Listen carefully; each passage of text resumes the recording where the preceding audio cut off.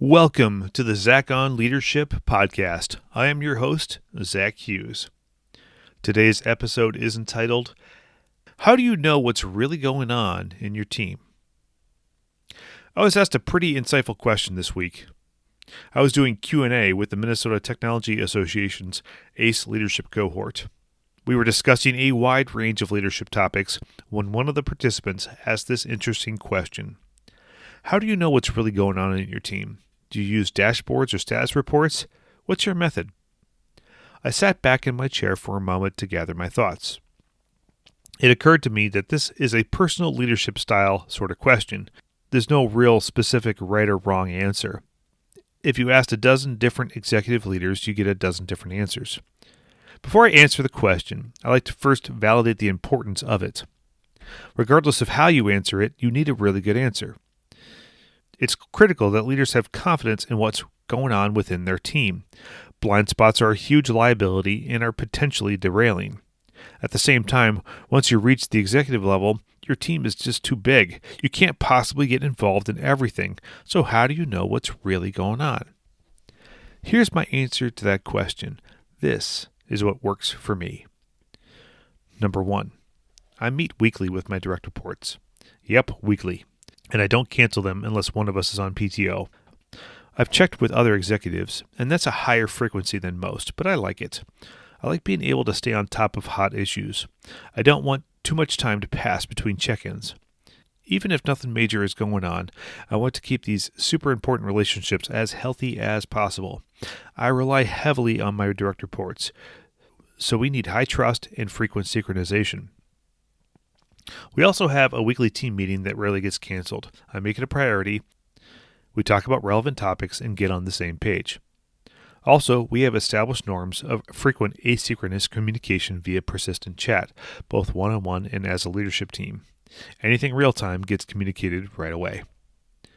That's great, Zach, but what if your direct reports hide something important? Or what if they are oblivious to what's really going on? I have a few hedges against that. Number 2. I hire really competent leaders. They aren't perfect, but they are really good. I set an example and they follow it. Number 3, I listen to my customers. Occasionally, but not often, I hear about a problem from my customers before I hear about it from my team. It's rare, but it happens. I'd rather hear about it that way than from my boss or not at all. Number 4, I do skip level meetings. Once per quarter or so, I attend the meetings that my direct reports run with their leadership teams. I don't do that to check up on my direct reports, but I do it to build relationships with the next layer of leadership.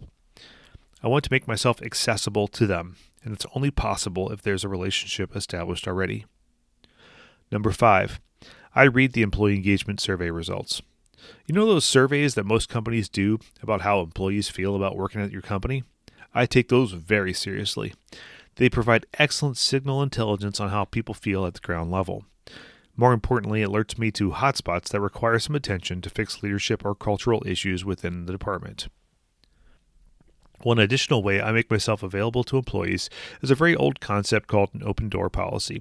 I wrote an article about that. You can find a link to it in the show notes. In short, I make myself available to my employees if they approach me. If someone wants to meet with me, the answer is always yes. I do my best to make myself approachable. Number 6, I read our financial reports. I know how we are doing compared to budget. I've got a large, complex organization with a lot of cost centers. I work with my leaders and finance partners to keep a constant watch on how we are performing financially. Before I joined CHS 9 years ago, I worked for financial institutions for 16 years, so this really got ingrained in me. I wrote an article about that. You can find a link to that in the show notes. That's my playbook. I've developed that over time. I watch over things that matter most to me. My direct reports, their leaders, our customers, our employees, and our financials. That may seem like a lot, but it's actually a vital few things. I'll give you a few examples of things I don't watch quite as closely. Remember the second part of the original question, do you use dashboards or status reports? My answer? Not really. I'm not a huge consumer of project status reports, KPI dashboards, and the like. I know a lot of executives who really dig on that, but I'm not one of them. Here's why. For the most part, I delegate a lot of that. I'm not against status reporting. I think they are pretty important to some, but that person is usually someone to whom I've delegated authority. So I trust that they are looking at the dashboards and giving me a heads up if something goes awry. Hopefully those same people invite me to the party when things go great, so I can cheer on their success. Some of my listeners are probably thinking, wow, Zach, that's the wrong answer. Don't you get a lot of ugly surprises? Actually, no, I don't. And that's how I know it's working. But I can certainly admit that it works for me and it might not work for you. This sort of thing is highly variable based on leadership style. I hope this insight helps. Go forth and lead. I hope you don't have any ugly surprises this week. If you do, it might be time to reflect on your methods. That's all for this week's episode of the Zach on Leadership Podcast. Thanks for listening.